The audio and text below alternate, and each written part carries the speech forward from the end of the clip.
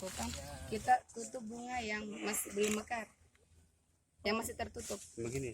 Iya. Jadi dipastikan Pak bunga yang kelus dan lebih besar anunya, yang ini. Berarti besok itu sudah mekar. Oke. Jadi kita anggap ini misalnya bunganya yang sudah besok memekar, jadi kita tutup. Oh gitu.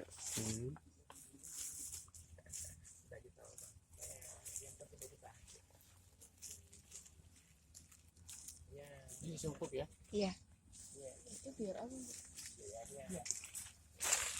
Hari ini kita sungkup, jadi keesokan harinya kita buka, bunganya sudah mekar seperti ini.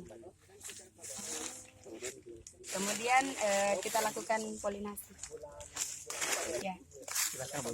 Jadi pertama kita potong ini staminatnya.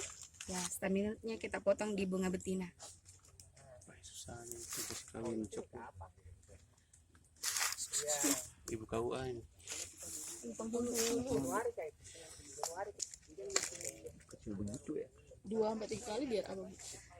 Supaya serbuknya